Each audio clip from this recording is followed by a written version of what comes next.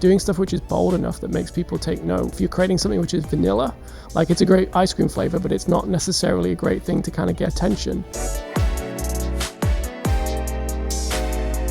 Welcome to Made for TikTok, Talking Creative, a show featuring inspirational conversations with creative leaders who have mastered the art of producing TikTok content and continue to raise the bar for the advertising industry. I'm Jordan, Creative Agency Partnerships Lead at TikTok, and today is all about finding new audiences on TikTok. When Lululemon embraced dupe culture instead of resisting it, Fast Company celebrated this strategy as one that every brand should duplicate. Here to share how this campaign was created is Lululemon's Director of Global Content and Social Strategy, Chris Jackson. Chris, thank you for joining us today. Thanks for having me. Yeah, it's great to have you in here. I want to talk about your background because I did a little bit of research and I realized that you have a bachelor's and a master's in politics. How did you end up in marketing and advertising? Yeah, it's taken a little bit of time to get here, but I think I learned a lot starting out learning about politics because it's all about winning hearts and minds.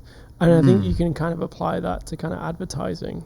The nice thing of working in advertising, it's a damn sight quicker in terms of making change than when you think of politics. Yeah, I mean, now that I'm thinking about sort of our political system, right? Yeah. The marketing and the messaging is really, really important about, swaying hearts and minds. Outside of what you do for Lululemon, you're doing a lot of creative work. We're going to talk about that a little bit later. I'm just curious if you have any other creative outlets that you partake in. I think the main thing, it's not necessarily maybe an outlet, but for me, like I find it kind of helps to kind of understand the work that we're doing is I love to run. It gives me kind of space to be out in the open and really think clearly away from all the distractions. And that's almost like my creative outlet. It's cathartic to be out there kind of running in the mountains and kind of thinking about the work that we're doing and kind of having a kind of clear head. Was that at all related to the decision to work at Lululemon? Yeah, that definitely. Active lifestyle? 100%. Like the ability and the opportunity to be able to blend like a passion with your work is I'm so fortunate to be able to kind of do that on a daily basis. Yeah, so I mean, it's going to be great having a conversation with you about new audiences. With regards to your TikTok consumption, how much time are you spending on TikTok in a given week, let's say? I shudder to think about how much time I spend on TikTok. I kind of think it would scare me so much so that I'll probably create my screen time as like a Halloween outfit. But yeah, realistically, it's probably 3 to 4 hours a week, if not more. Okay. But we have an 18-month-old. I'm trying to be really mindful of when I use my phone and when I don't. So he's helping me keep present. I mean, when you're on TikTok, I have to assume that some of it is your personal consumption, but then also part of it is getting inspiration for what you do for Lululemon. What are you seeing on the platform that's inspiring you or standing out to you? I think the thing that I really enjoy right now is that you're seeing creators and brand really understand their niche and understand their audiences. So a couple of years back, you could see a lot of different content being kind of created across the board without much focus. Versus today, I think it's fantastic when you see someone like Daniel Abell. Join here has his content that he creates and he rinses and repeats it and his audience kind of lap it up.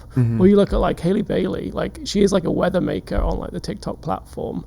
She knows what her audience wants and she kind of creates on a daily basis. And then when I look at brands, there's a lot of kind of well-known brands that are doing incredible work, but almost looking at a few other random ones, Joe and the Juice has a fantastic TikTok account because they really understand what their audience want and they blend it with the product and kind of give audience that kind of look. And then you look at Roby, which is a heavy tool manufacturer, and they kind of do daily educational tips around their products and how to use them and just really kind of giving people what they're looking for and kind of nailing it.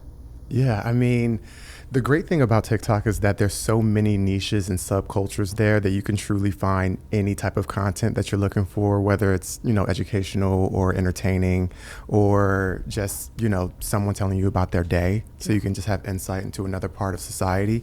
So that's part of the things that I love about it as well. But with regards to fashion brands and apparel brands, one of the reasons why I was really interested in having this conversation is because specifically in this industry, I think that there's a very expected way that these brands show up online. It's perfection, especially when it's a premium brand, right? You want to show the product as this attainable, aspirational brand, but Lululemon has so much humor and they bring the brand so much more down to earth so that it's a lot more accessible. I'm curious what that process was of getting to that personality and understanding how you wanted the presence to be on TikTok. It took us some time to almost like work out who we wanted to be on the platform. And we went through this kind of process of test and learn. And then you start to get there when you see bits of content kind of take off. Like I remember a couple of years back, we created like a video when butter boards were just like the trend on TikTok. And like our line product is buttery soft. We were like, well, let's make a butter board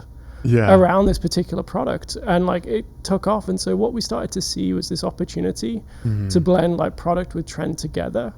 And so as we've kind of refined our TikTok strategy, I think what we want to do on the platform is really give our guests a view of the brand that they can't find anywhere else. So what that means is being weird, going niche, really putting like entertainment at the core of who we are.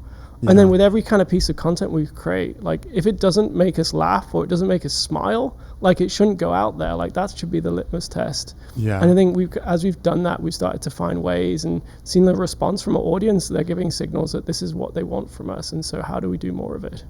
When your team was coming up with what they wanted the Lulu brand personality to be on TikTok, were you working with an external partner, or was this done completely in-house? I think a lot of it was actually coming from our team internally. And then we looked to kind of work with partners of like, how do we refine it? How do we ladder this back to the brand? And so like, we're really fortunate that we have such like tenured employees that really understand the essence of the brand, because Lululemon actually has a bit of a reverence that we're trying to get out there. And that kind of comes from its kind of heritage. So that opportunity to be able to blend the understanding of who we are, and then kind of think about like, how do we bring that to life in unique and interesting ways? And there's so much content there, right? You have paid, you have organic, and there is a constant flow of content that's being made. How large is your team? We have I think for the team who are kind of working day to day on like kind of our TikTok work, we have a team of 15 people. And that's kind of across like our team who are kind of running, let's say, our main brand channels. And then as it relates to kind of creating content ourselves, we'll often work with whether it's external agencies for campaigns, or even we've been working with like a crew of creators to be able to create stuff on the fly or at speed. And then lastly, like we're gifted in the sense that we have some really talented creators within our team who are kind of doing this day to day. So that kind of gives us the agility to move quickly, but also the folks who are internal to us also understand the brand and the product so well and can kind of join the dots and make the magic. I'm curious so you have a team of 15 that's working on the content internally. How are you structuring that team? Are there different product lines that people are assigned to, or are there people who are just responsible for understanding trends? Yeah, so I think at its core, we kind of break our work into, let's say, what we would describe as like news desk. So people kind of are like agile, thinking about what's in the moment or what's happening now, listening and kind of like creating around that. And then we have people who are more focused on, let's say, campaigns and programs. So thinking about, let's say, kind of like our upcoming campaign that we might be working on and how do we bring that to life. And then I think for us, it's about working cross-functionally as well. So how do we kind of connect into PR, or how do we kind of work closely with our media team so that like what we deliver ultimately is not just like great TikTok content, but actually like a really integrated campaign. You mentioned there's a litmus test. Like if we're not laughing, if we're not smiling, if we're not having a positive reaction to it, we don't do it. But are there any other considerations within the approval process that are very important to the strategy or the approach that you all have creatively? I think in terms of like the approval process, that's one of the things where we really want to kind of streamline. I think we have a fantastic team, and I think to set them up for success, it's about giving those guardrails to play in, and then equally being able to kind of communicate that like during like why we approach TikTok in a certain way to our external team. So one of the things we're actually working on now is actually having almost like a set of like social beliefs or principles that we live into. So it's got to be guest first. So like, what do they want, and are we offering something of value to them? Is it channel first? If it's not channel first, it doesn't go on the channel. Do you mean not kind of sweating perfection? Like getting something out is better than getting something perfect sometimes, especially as it relates to kind of TikTok. And then really kind of understanding like, well, what do people want from us? Like, we don't want to necessarily just try to sell a product. Like the opportunity is to entertain or teach. Because we know that like content that like tries to sell doesn't sell, but content that kind of teaches, I think, typically does. The newsroom aspect that you mentioned to me is sticking out to me because the dupe swap originated from a viral TikTok. So there was a former Lululemon employee who made a TikTok that compared a popular Lululemon product to a duplicate product at a cheaper price point, encouraging their users to explore the cheaper option. And it went viral, and everyone started buying up the dupe. And, I think that when I was younger, I felt like having a knockoff of a premium brand or having like the off-brand version of something, there was like some shame to it, I guess. But it seems now that Gen Z is wearing it with a badge of honor to have, a dupe and not spending the premium. Why was the decision made to lean into dupe culture as opposed to fighting against it like premium brands have in the past? I think dupes is a cultural conversation that extends beyond almost Lululemon. And so for us, there's an opportunity to have fun with it. I think the nice thing for us is we know our product feels fantastic. And when guests touch it and wear it, you understand the quality that goes into it. So yeah, I think there's a real opportunity to have some fun with this kind of cultural moment, and then actually use it as a means to let people kind of try and wear the product themselves and see why like our Align legging is one of the best ones out there. So initially there was no apprehension or caution around like, why let's not like add a platform to this conversation around a knockoff. Was there any concern about that, or did you know immediately that this was a conversation that you wanted to insert the brand into and build on top of? I think it's a conversation, and we realized there was an opportunity to be able to join it. So I think for us, it's just working through like what is the most effective way to be able to do that. We had a campaign in the market which was already about kind of heroing our Align leggings. And so to be able to get cut through in culture, like why would we not kind of think about what would be the most effective, impactful way to kind of lean into the dupe culture, but equally put our own stamp on it, because the Align legging is fantastic and we kind of have such faith in that product, and we know that when people try it they love it. So the opportunity with that experience was to give people a chance to kind of try the real thing. I think it was really smart to take that idea, and obviously the industry believes it was very smart as well, because it was. How was Lululemon, how was your team making sure that you're educated on not only the platform and the features and the tools and the products, but also what the conversation is on the platform, and making sure that when you are inserting Lululemon into certain conversations, it feels right? Like, is there, outside of the newsroom, or is that the newsroom's responsibility to educate the rest of the team on everything like that? Yeah, so we have a couple of different processes. So on a daily basis, the team will do a sweep to see what's happening within culture and then what's happening within our brand, so to service opportunities, also moments where we should be staying quiet. On top of that as well, we'll also do kind of like a weekly report of like all the, let's say, the trends that are happening or the new features that are happening across the platforms themselves, so that we're kind of keeping our company up to speed in terms of all the developments in social, all the developments in kind of trend, and then finding ways that where we can kind of join it. And I think critically for me, I think as it relates to working in social, like one of the key things is knowing when not to jump on a trend just as much as when you need to. And so I think one of the things that we're working through as a brand is like, when can we add value? And kind of put like, offer our guests something else, versus when are we just adding noise? Because there's so much content on TikTok already. So let's join with intention and do something that is going to actually kind of add to the kind of entertainment and kind of bring more to kind of guests. Yeah, speaking of the noise and just the volume of content on the platform, over 8 million videos uploaded on TikTok with the Lululemon hashtag. Are you looking at that content and scouring the comments and letting that inform future strategies? How are you using the conversation, the organic conversation around Lululemon to inform what you all are doing? It's central to our strategy. We need to listen to what people are saying about our brand and our product, and also like the activities that we operate in. So it isn't just about the Align legging. It's like, what are people talking about as it relates to yoga or running or training? And so it kind of gives us a means to kind of dig into that culture, because that's where the human truths lie. That's where the interest is. And so we kind of leverage tools like Tubular to be able to kind of listen at speed and scale. But also as well, like having the team run through the comments of different posts, because I think that's like where you can win on TikTok, is actually digging in to the comments from guests. And you often look at like a brand's page or a brand's feed, and you can see these videos with like X million views or X hundred thousands of views.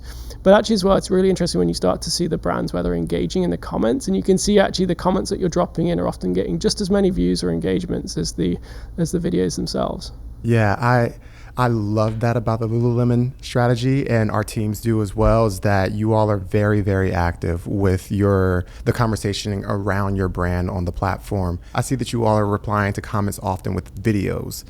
Are there other strategies that you all are employing with that type of strategy in mind? Yeah, definitely. I think we're always looking at opportunities to be able to, whether it's to stitch or duet those videos, because I think for consumers, you want to know that you're heard. Yeah. Because like, why would you create UGC around a brand if it's just going to kind of go into the ether and no one's going to listen? And so I think for us, like one of the key things is making sure that our audience know that we're there. So we do that through stitches and duets. We have a really active kind of digital engagement team who are engaging on a daily basis with the content or the questions that we're throwing out there. And then we make sure that it's a feedback loop. So when we're hearing views from guests come through, then can we share that back with our product team? Can we use those insights to kind of inform like future kind of marketing campaigns that we've got going on? Like there is like so much insight that lives in there, and it's like, how do we kind of package that up and kind of share that back with our teams so that ultimately when we create content for TikTok, like it's insightful, it's going to make you smile, it's going to make you kind of think differently about the brand, and also kind of give them a chance to see that we're on the kind of same page, and we're kind of articulating our brand and who we are. Yeah, with so much content online, how often is that engagement team going through the content, extracting the salient parts of the conversation and pitching it to the broader team to start to activate? How often are those reports happening or those meetings? I will often do it more on like when we're looking, let's say, around a particular product or like, let's say, insight, we'll try and do that around a campaign. Okay. So we'll kind of be focused in terms of what we're looking for. So if we want to learn about like what's happening in running, we'll kind of look to kind of commission a report from the team to be able to see what's there. And then also as well, I think it's just like part and parcel in terms of working in social. Like you asked a question about like how much screen time do I have? Like I think you got to live in there. You got to be able to see what the trends are and where they're gravitating. Who are those kind of creators that are up and coming? What's that kind of like beginning trend so that you can kind of strike it when it's on the up versus like when it's on the down. Let's take a pause for a brief moment. We'll be right back. Well, hello there. Feeling disconnected from your audience? Sales not adding up? Are your creative efforts going unnoticed? Then try video shopping ads. The community on TikTok has reinvented the way products are discovered, reviewed, and sold, seamlessly taking users from the For You page to checkout. Video shopping ads make it simpler and smarter for e-commerce advertisers to meet their customers. What do I mean by smarter? With video shopping ads, you have access to the new automation features that recommend the right ads at each stage of the shopping journey. Why? Because you deserve it. Check out this client's face before and after video shopping ads. Oh. That's the face of an advertiser who just got a win just in time for their bi-weekly status meeting.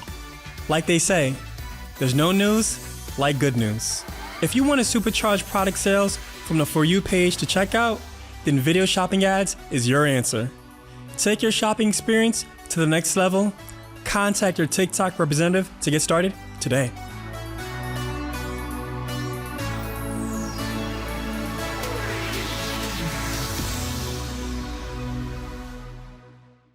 What are your thoughts on how agency partnerships can factor into the overall content strategy for TikTok?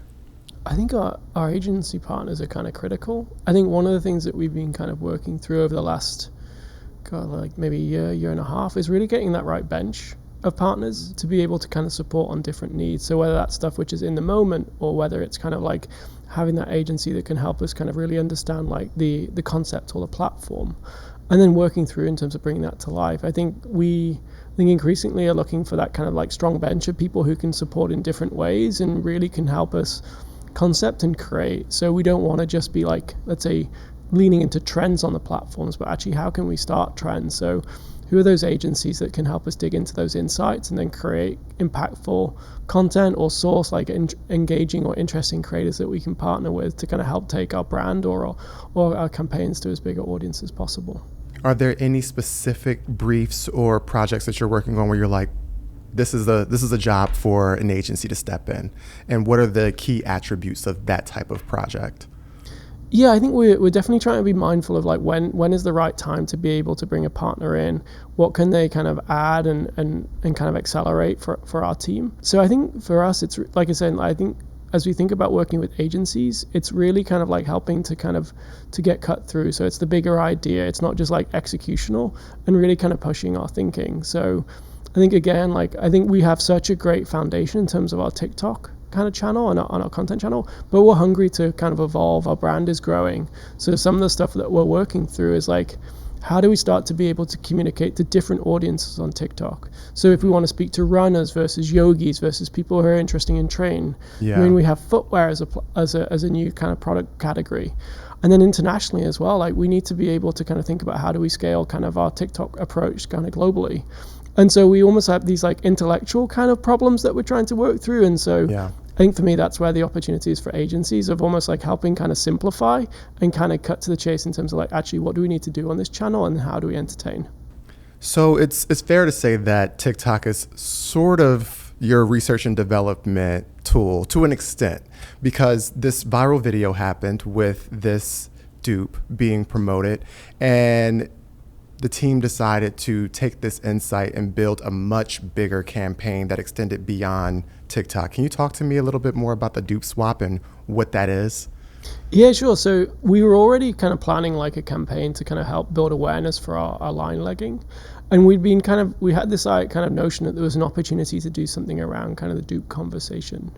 And so we kind of working kind of closely with our PR team and our events team and brand team really kind of started to think about like, how could that come together? Mm-hmm. And so we kind of took essences of like our global brand campaign that was out in the market and then pulled that through to be able to kind of create, let's say, almost like that tangible, like real world example of the campaign itself.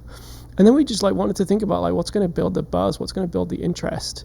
And so we wanted, how do we find an opportunity for people to kind of get their hands on the product and see the difference? So that's how the dupe swap kind of came to be, where people would be able to kind of trade in their dupes and be able to try the real thing. So trading in a, let's just say $20 product dupe for a much more expensive original Lululemon product that it was based off of. What was the business impact of that? Because from the outside looking in, this looks like this could be seen as something that would be a sunken cost. So I think for us, like the exciting thing about it was like we had a significant amount of new guests turn up. Also as well in terms of demographics, like a lot of people from kind of Gen Z who were kind of at the event itself. We only kind of gave out 500 leggings a day to consumers. There was such an interest in the event itself. We had like people around the block. So for us, it was more like it's kind of tapping into the conversation and having this like initiative around it versus let's say like anything more than that. And so we're really pleased in terms of the reaction. Yeah. We also had the opportunity to bring our community down as well. So we had our ambassadors there. Mm-hmm. And so people could really kind of touch and interact with the Lululemon brand and understand who we are, and then equally like understand why our line product is duped by so many people, because it's such a fantastic product. What I loved about the dupe swap activation is that you had on the ground interviews on TikTok where someone was on the ground. I'm not sure. Are they an employee, or did you bring in a content creator to host those? Yeah, we had our team on the ground, and one of the things that we wanted to do in terms of just thinking about the dupe event is no one knows about an event unless you've kind of told them. Right. So what we wanted to do was work with kind of local creators in LA who we knew they had an audience within that marketplace. Mm-hmm. So we kind of seeded the event and all the event details through them like ahead of time. And then on the event, on the day itself, or when it was taking place, like I think one of the critical things is like on social, you don't want to just like recap what the event was, because for someone who can't get there, it's kind of useless. Mm-hmm. And so as it relates to kind of documenting the experience, like across TikTok and other social channels, we really wanted to kind of land the benefit of the product. And the best way to do that is like sharing people's reaction during like that UGC kind of captured in the moment. There was a lot of comments. I went through them. A lot of comments asking when the next dupe swap was going to be and if there was going to extend beyond LA. Does Lululemon have any ambitions of creating this into a bigger movement beyond what was just done on TikTok and in LA? I think we have a lot of learnings from it. I think we're looking at our calendar next year in terms of the activity we've got. Whether there'll be another dupe swap is to be determined. But I think we, as a brand, we took a lot from it in terms of doing work which is impactful and has cut through, and being bold as well to enter that conversation. I think that's what we're looking to do in 2024. You mentioned that a lot of the customers that went there were younger and they were new to the brand. What do you think there was a specific element of this campaign that you're going to take and infuse into future creative processes to try to duplicate that success? No pun intended. I feel like I'm saying duplicate a lot. No, I think I think there's a whole host that we learned from putting on that event, and I think it just reinforces like what we already know. Like, you need a great insight to be able to have a great campaign. And we had that in terms of being able to kind of tap into that truth around the dupe conversation that was happening. I think also the second thing is doing stuff which is bold enough that makes people take note. Like, it's such there's so much marketing happening on a daily basis. If you're not doing something which is going to stand out, or if you're creating something which is vanilla, like it's a great ice cream flavor, but it's not necessarily a great thing to kind of get attention. Mm-hmm. So for us, it's about doing kind of events which really kind of cut through and make people sit up and take a look at the Lululemon brand, and so we can reach more audiences. Yeah. You mentioned test and learn was really important to the success of your brand. Now that you're one of the leading apparel brands and brands overall on the platform, how does test and learn look present day? I think the team are kind of more and more critical and more ambitious in terms of what we do. Mm-hmm. So we're looking to kind of find unique ways to work with creators and how we can kind of go above and beyond of what we've done. Mm-hmm. I think we're always looking at like what like other brands are doing to learn from it. But I think it comes back to really understanding, like, kind of following what a creator does and kind of finding that niche. Like, we have a really strong content series called What's New, which is basically every Monday, like, our team will basically share, like, the latest products that are dropping each time that week. And that's something where, like, we see time and time again that guests love it because it's serving that guest need of, like, what is that latest product and kind of building that hype. And so looking forward, we're trying to find new ways to kind of carve those niches out of like getting that content series that we can run and where you can refine and tweak and test and kind of getting closer to that element. Talk to me a little bit more about your creator strategy. So you mentioned specifically for the dupe swap activation, you brought in LA-based creators whose audiences may have enjoyed that type of content. How does partnering with creators impact the overall creative process for all of Lululemon content? Do you work with them one-off, or are you bringing them in longer term? Yeah, we're constantly kind of testing to see what works, and I think there's definitely, in terms of like, sometimes we might need a particular creator for like a moment in time versus, let's say, more campaign kind of work. I think we're learning in terms of like how we can kind of continue to kind of work better.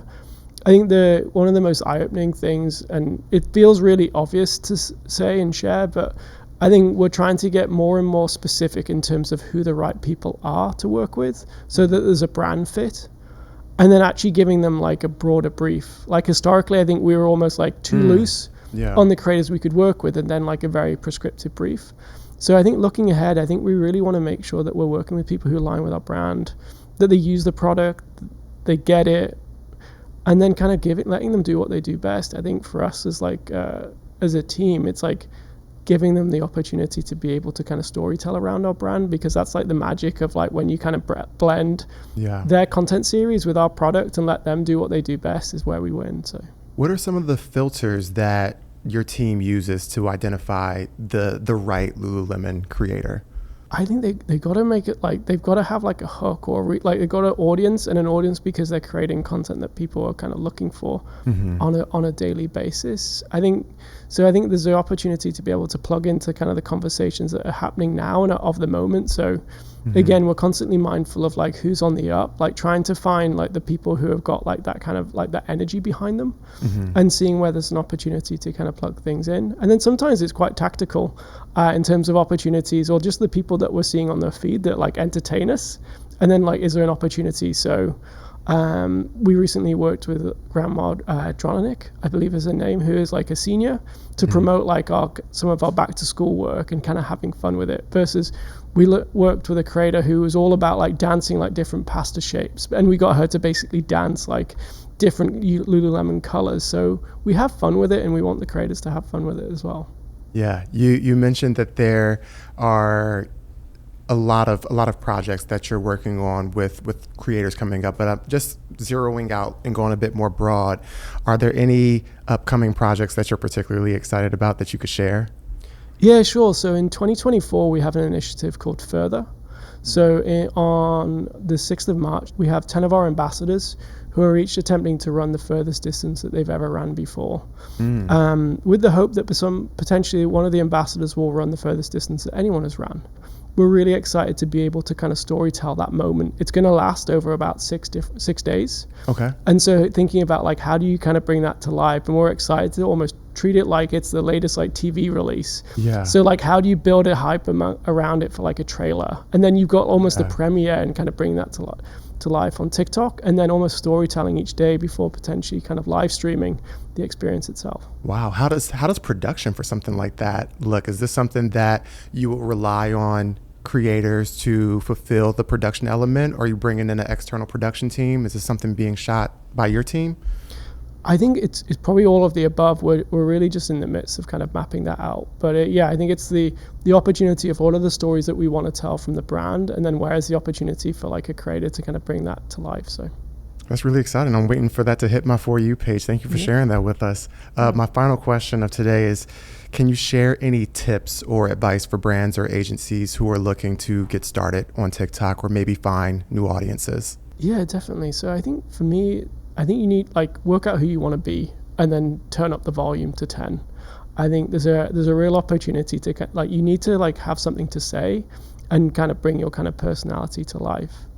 Like it goes without saying of kind of testing and seeing and not necessarily trying to perfect it from day one. Like I think to win, it's really about being iterative. And then when you find that kind of niche or that groove, be consistently different in terms of how you bring it to life and see what works with your audience. I think there's so much that you can learn as a brand in terms of what you can do to kind of bring your product or your brand to life. And it's ultimately having fun. I think that for me is like the kind of like the litmus test. If you're not enjoying the content, like I can guarantee that no one else will. And so make sure you got a smile on your face. Make sure that it like, for me, it's like, make sure it almost like makes you feel nervous. I always kind of tell like our team is like, I want to see ideas which are almost like close to kind of getting you fired and then bring it back versus like kind of playing it safe or middling it. Like, I think it's got to make you kind of sweat a little bit, because when you're like excited to like hit send, I think that's like when you've got the best content. And for me, like one of the best parts of our job is like, we have our teams chat of our team kind of like talking about content going live, and you can like see the energy and the excitement within the chat of this going out, and then the guest response. Like if you can kind of bottle that or kind of get that like energy and excitement, then I think you're kind of guaranteed to be able to do something that your audience love. I love that. To me, what I hear is that we need more brands and more creative agencies to embrace more creative bravery, like really lean into taking those risks. No, 100%. And like, I think this whole conversation is about like, how can brands succeed? And I think the reason that we've succeeded is we have an immensely talented like internal team who are kind of at it day to day, and it's giving them the space to be able to play and experiment and giving them the kind of safety net to kind of to fail, like to do stuff which is interesting and different. Well, thank you so much, Chris, for sharing your story with us. Thanks for having me. And if you work at a creative agency and you're looking for support on your next TikTok brief, scan the QR code on the screen or tap the link in our description to connect with the Creative Agency Partnerships team. And don't miss out on upcoming episodes of Made for TikTok Talking Creative. Hit that subscribe button. I'm Jordan. Thank you for tuning in.